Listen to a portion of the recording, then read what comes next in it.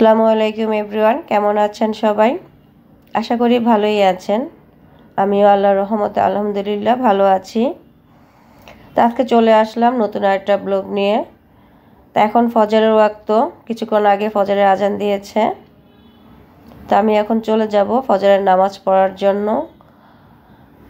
আর আমার নামাজ শেষ করে বাচ্চাদেরকে ঘুম থেকে উঠাবো, ওরাও ফজরের নামাজ পড়বে। আলহামদুলিল্লাহ আমার বাচ্চারা 5 ওয়াক্ত নামাজই পড়ে। তো ওরা নামাজ পড়ে আর আবার ঘুমিয়ে পড়লো। তা আমি প্রতিদিন যে কাজটা করি, নামাজ পড়ার পর কিছু সময় আমি বেলকনিতে হাঁটাহাঁটি করি। এই সময়টা রাস্তায়, নিচে রাস্তা একদম ফাঁকা থাকে, দোকানপাটও বন্ধ, লোকজন খুব একটা থাকে না। 2-1 জন যারা হয়তো ফজর নামাজ মসজিদে পড়ে বাসায় যাচ্ছে। আর এই সকালের ওয়েদারটা শরীর এবং মনের জন্য খুবই ভালো, ঠান্ডা বাতাস, ভালোই লাগে। তা আমি কিছু সময় হাঁটাহাঁটি করে হালকা একটা ঘুম দেব, দেন আবার উঠা লাগবে। তো ঘুম থেকে উঠে যেটা প্রতিদিন করি, গ্লাস, জানলা এবং বেলকনির গ্লাসগুলো খুলে দেব। এগুলো খুলে দিয়ে বিছনাটা, বেডটা গুছিয়ে তারপরে চলে যাব সকালে নাস্তা তৈরি করার জন্য।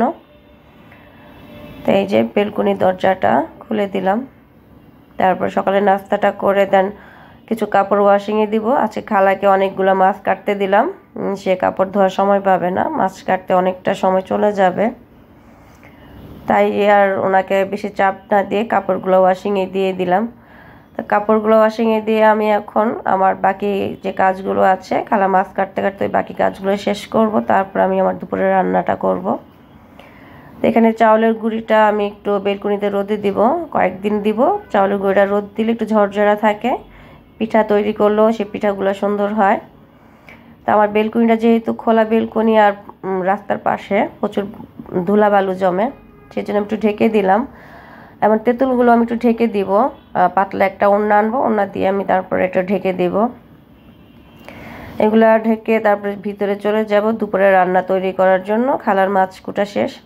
তো আজকে আমি রান্না করবো হচ্ছে শোল মাছের পাতুরি, যেটা আমাদের নোয়াখালীর একটা ঐতিহ্য রান্না। তা মাছগুলো আমি ছোটো টুক পিস করে নিয়েছি। অনেকে এটা মরিচ খোলাও বলে, গ্রামের বাড়িতে এটা হচ্ছে মাটির হাঁড়িতে বসায়, খোলায়, মাটির খোলায় বসায়, এই জন্য হয়তো মরিচ খোলা বলে। তা আমি ফ্রাই প্যানেই বসালাম। তাই এটার পুরো রেসিপিটা আমি আমার ইউটিউব চ্যানেলে দিয়ে দিব, দেখে নেবেন আপনারা। আর রান্না করব হচ্ছে কাঁচা টমেটো ভাজি। যারা কাঁচা টমেটো ভাজি খেয়েছেন তারা তো জানেন এটার টেস্টটা কেমন, আর যারা খাননি তারা একবার করে দেখবেন। অনেক মজার একটা ভাজি, টক একটা ফ্লেভার আছে, আমার বাচ্চারা খুব পছন্দ করে। দুপুরে রান্না শেষ করে গোসল করে একটু রেস্ট নেব, খাওয়া দাওয়া শেষ করে। এই যে বিকালে 1 কাপ চা খেয়ে আমরা আজকে চলে যাব একটু বাহিরে। আমার হাজব্যান্ড যে ডায়েরিগুলো অর্ডার দিয়ে আসছে, সেই ডায়েরিগুলো আজকে নিয়ে আসবো। আর আমার ঘরের জন্য কিছু টুকটাক জিনিস কেনাকাটা করব।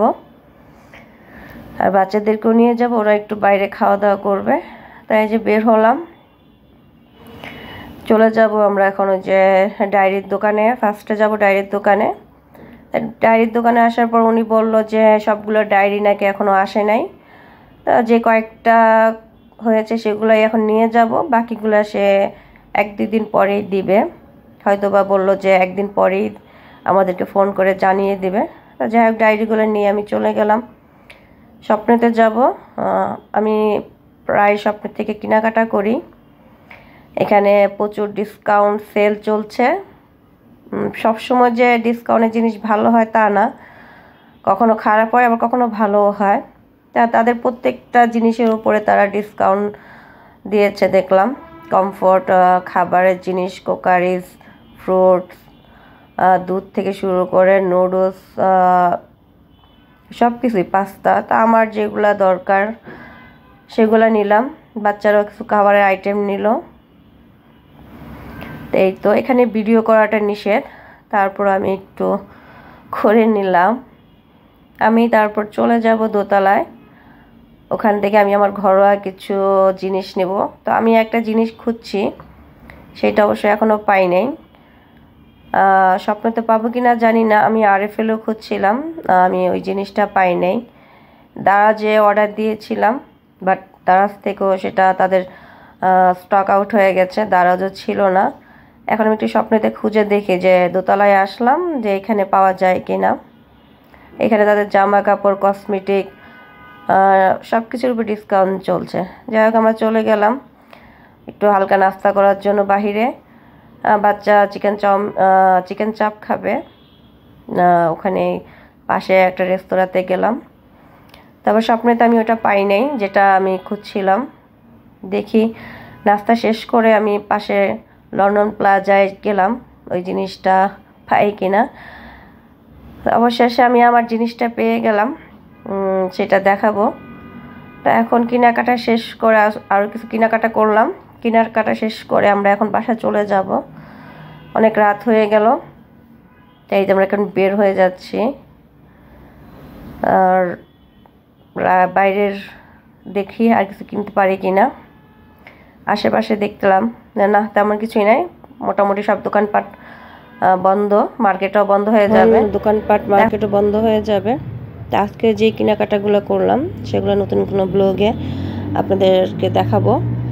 আজকে এই পর্যন্তই, আগামীতে নতুন কোনো ব্লগ নিয়ে আবার আপনাদের সামনে হাজির হব। সবাই ভালো থাকবেন, সুস্থ থাকবেন। আল্লাহ হাফেজ।